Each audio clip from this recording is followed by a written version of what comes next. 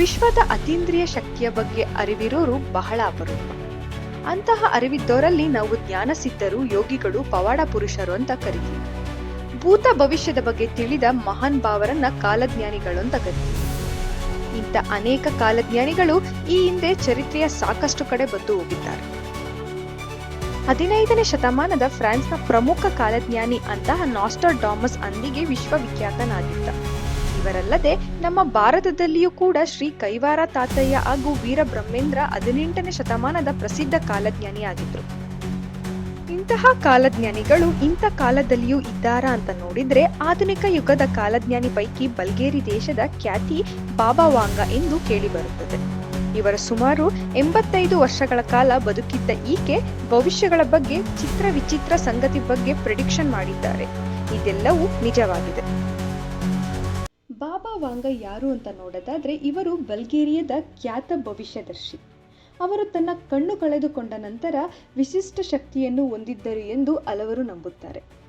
ಬಾಬಾ ವಾಂಗ ಅನೇಕ ಮಹತ್ವದ ಭವಿಷ್ಯವಾಣಿಗಳನ್ನು ಮಾಡಿದ್ದಾರೆ.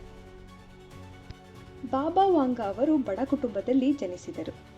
12ನೇ ವಯಸ್ಸಿನಲ್ಲಿ ತೀವ್ರ ಚಂಡಮಾರುತಕ್ಕೆ ಸಿಕ್ಕಿ ದೃಷ್ಟಿ ಕಳೆದುಕೊಂಡರು. ಈ ಘಟನೆಯ ನಂತರ ಅವರಲ್ಲಿ ಭವಿಷ್ಯ ಹೇಳುವ ಶಕ್ತಿ ಮೂಡಿಬಂದಿತು. ಕೆಲವರು ಈ ಶಕ್ತಿಯನ್ನು ದೈವ ಕೃಪೆ ಎಂದು ಪರಿಗಣಿಸುತ್ತಾರೆ. ಬಾಬಾ ವಾಂಗ ಅವರು ಭವಿಷ್ಯವನ್ನು ಹೇಗೆ ಮಾಡುತ್ತಿದ್ದಳು ಎಂಬುದರ ಬಗ್ಗೆ ಹಲವಾರು ವಾದ ಮತ್ತು ನಂಬಿಕೆಗಳಿವೆ. ವ್ಯಕ್ತಿಯ ಶಬ್ದ ಅಥವಾ ಹೆಸರು ಕೇಳಿದ ತಕ್ಷಣ ಅವರ ಭವಿಷ್ಯವನ್ನು ಹೇಳುವ ಶಕ್ತಿ ಇವರಲ್ಲಿತ್ತು. ಅನಾಮಿಕ ಶಕ್ತಿಗಳ ಸಹಾಯದಿಂದ ಭವಿಷ್ಯವಾಣಿಯನ್ನು ನುಡಿಯುತ್ತಿದ್ದರು. ಪ್ರಕೃತಿಯ ಸಂಕೇತಗಳ ಮೂಲಕ ಮುನ್ಸೂಚನೆಯನ್ನು ಹೇಳುತ್ತಿದ್ದರು. ಇದುವರೆಗೂ ಇವರು 5,000ಕ್ಕೂ ಹೆಚ್ಚು ಭವಿಷ್ಯವಾಣಿಯನ್ನು ನುಡಿದು ಹೋದಂತಹ ಬಾಬಾ ವಾಂಗ ಅವರು ಹೇಳಿದಂತಹ ಭವಿಷ್ಯ ಸಾಕಷ್ಟು ಅತ್ಯಂತ ನಿಖರವಾಗಿ ಹೋಗಿವೆ. ಉದಾಹರಣೆಗೆ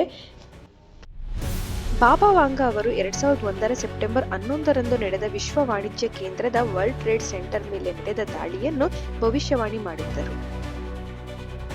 ಇನ್ನು ಬಾಬಾ ವಾಂಗ ಅವರು ಸೋವಿಯತ್ ಯೂನಿಯನ್ 1991ರಲ್ಲಿ ಕುಸಿಯುವುದನ್ನು ಭವಿಷ್ಯವಾಣಿ ಮಾಡಿದ್ದರು.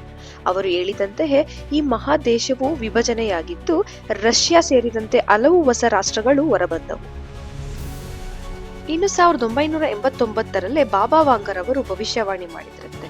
ಬೃಹತ್ ಲಹರಿಗಳು ಕಡಲಿನ ಮೇಲೆ ಏಳುತ್ತದೆ, ಜನರನ್ನು ಮುಗಿಸುವಂತೆ ಹರಿದು ಬೀಳುತ್ತದೆ, ದೊಡ್ಡ ಪಟ್ಟಣಗಳು ನಾಶವಾಗುತ್ತವೆ, ಅನೇಕ ಜನರು ನಶಿಸಿ ಹೋಗುತ್ತಾರೆ. ಈ ಭವಿಷ್ಯವನ್ನು 2004ರಲ್ಲಿ ಭಾರತೀಯ ಮಹಾಸಾಗರದಲ್ಲಿ ಸಂಭವಿಸಿದ ಮಹಾ ಸುನಾಮಿ ಘಟನೆಯೊಂದಿಗೆ ತಲುಪಿಸಲಾಗುತ್ತದೆ. ಇದರಿಂದ ಸಾವಿರಾರು ಜನರು ಸಾವನ್ನಪ್ಪಿದರು. ಇನ್ನು ಬಾಬಾ ವಾಂಗರವರು ಅಮೆರಿಕಕ್ಕೆ ಒಬ್ಬ ಅಶ್ವೇತ ಕಪ್ಪು ವರ್ಣದ ವ್ಯಕ್ತಿ ಅಧ್ಯಕ್ಷರಾಗುತ್ತಾರೆ ಎಂದು ಹೇಳಿದ್ದರು.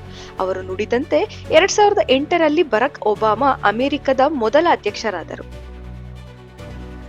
ಬಾಬಾ ವಾಂಗರವರು 2018ರ ನಂತರ ಚೀನಾ ಜಗತ್ತಿನ ಪ್ರಮುಖ ಆರ್ಥಿಕ ಮತ್ತು ರಾಜಕೀಯ ಶಕ್ತಿ ಆಗುವುದಾಗಿ ಭವಿಷ್ಯವಾಣಿ ಮಾಡಿದ್ದರು.